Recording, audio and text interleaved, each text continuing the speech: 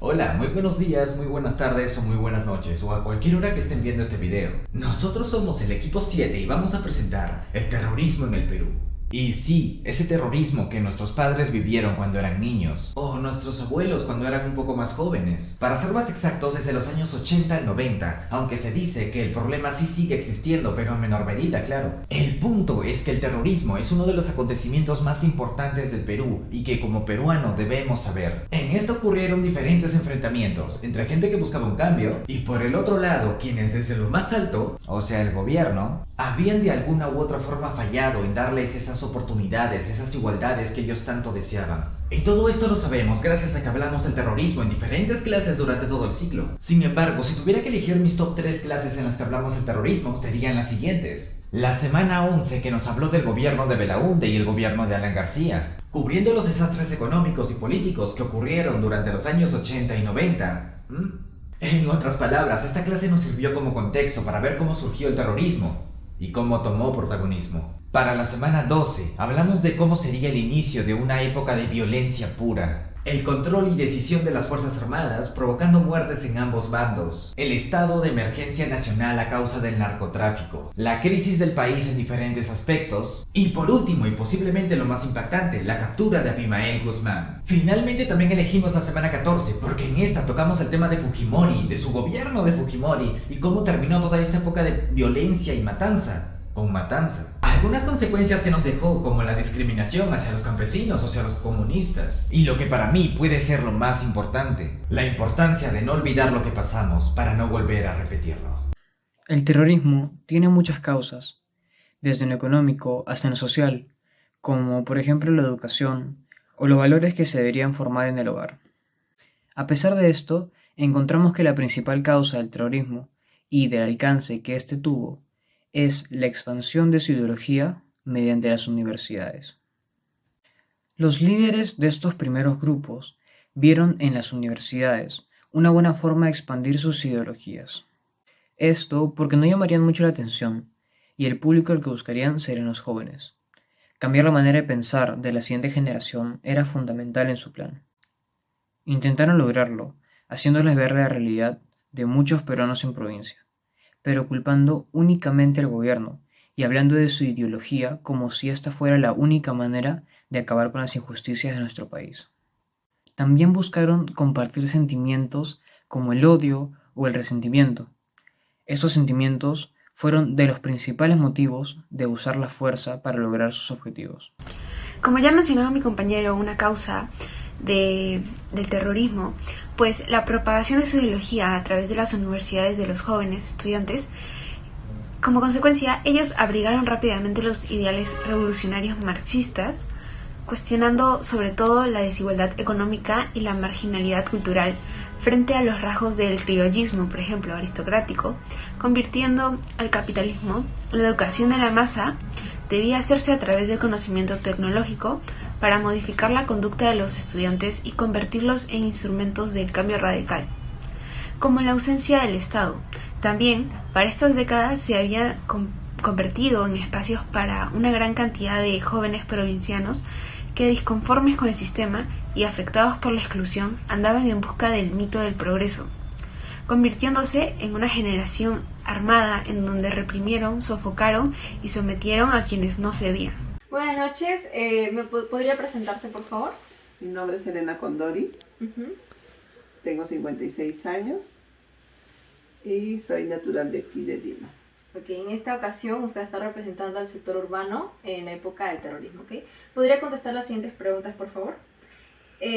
Considerando su experiencia de vida, ¿en qué momento se dio cuenta que el terrorismo había llegado a su entorno social? ¿Y por qué cree que se dio? Su origen, quizá. Ya. Bueno, yo me di cuenta por los apagones, por las noticias, los cochebombas, y creo que se dio por la desigualdad, tanto la zona rural como la zona de acá de la zona urbana.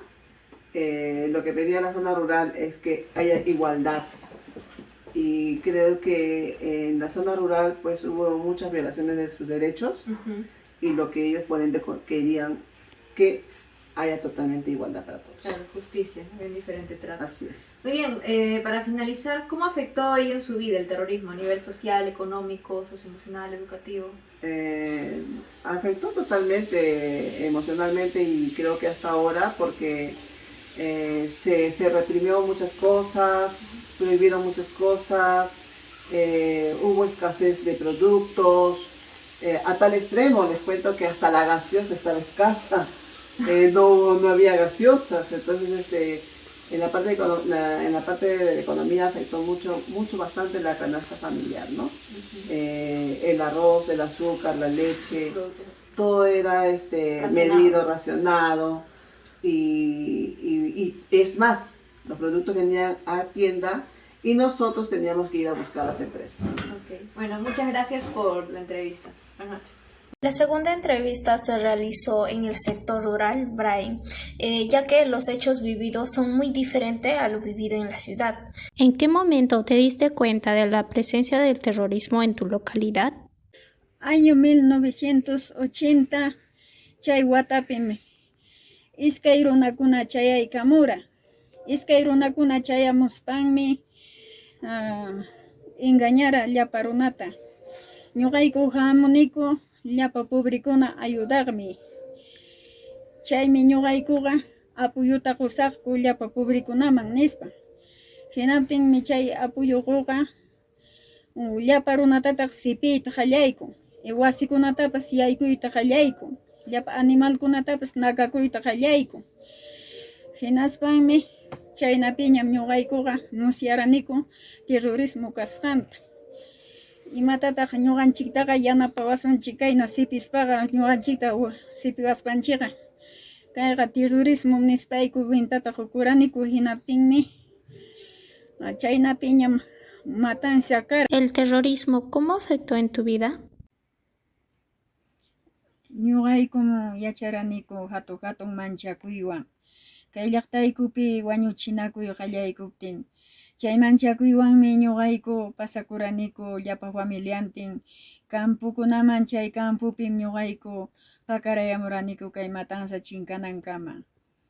¿Alguna vivencia que recuerdes sobre el terrorismo? Chay terrorismo ukum chayamura hinaspanmi qusaykuta obligarqa lluqsisunchik nispa hinaspan hinaptinmi manchakuywan qusayku urquta pasaspan chay urqupi pakarayamura semana entero.